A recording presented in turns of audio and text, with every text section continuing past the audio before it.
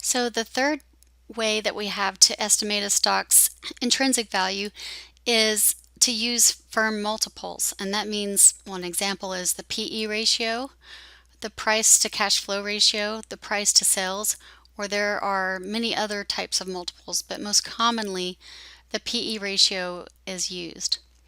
And this can be used as a starting point in stock valuation. If a stock's PE ratio is, well above its industry average, and if the stock's growth potential and risk are similar to other firms in the industry, the stock's price might be too high in that situation.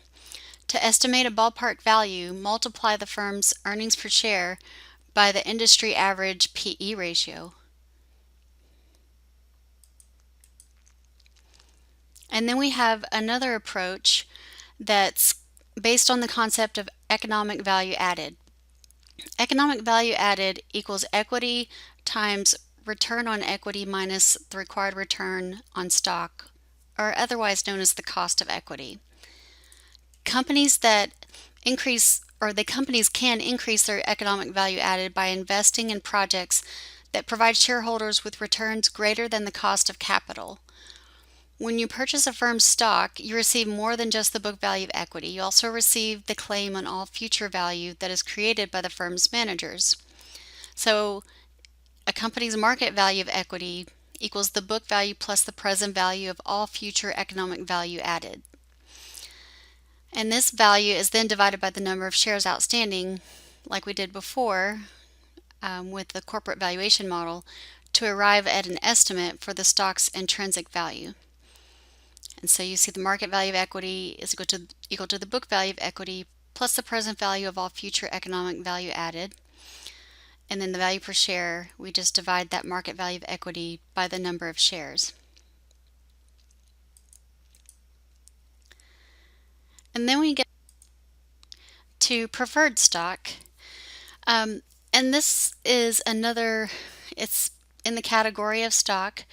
We've got common shares and preferred shares. And preferred stock, usually they give a fixed dividend to investors, and the priority is that preferred stockholders get their dividends paid before common stockholders do. Now, if a company decides that they're not going to pay their preferred stockholders their dividend payments, then they can, but that means that they can't pay the common stockholders their dividends.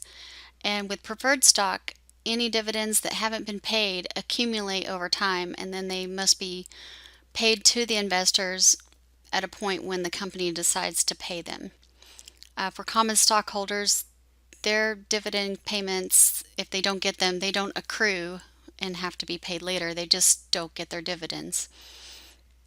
And it can also be considered, this preferred stock can be considered a hybrid security because it's like a bond in that they have the constant fixed payments, like most bonds have a fixed coupon payment. But if the company doesn't pay its preferred stockholders their dividends, then they don't go bankrupt. Whereas if it was a bond and they didn't pay their coupon payments, then they would start having huge default risk problems, and if they couldn't pay those, they would be likely to be going bankrupt. And then to value a preferred stock, it's really easy. We kind of looked at it before on a previous slide, but it's just equal to the constant dividend divided by the required return on preferred stock. So in this case, they've already solved for the price of preferred stock. They've said it's been equal to $50. And it says the annual dividend is $5 for a $50 preferred stock. And what's the expected return? So if you have any two of these three variables in this equation, then you can solve for the third one. So you could rearrange the equation to solve for R, and that would equal the dividend payment divided by the price. And so you could see that the preferred stock's expected return is 10%.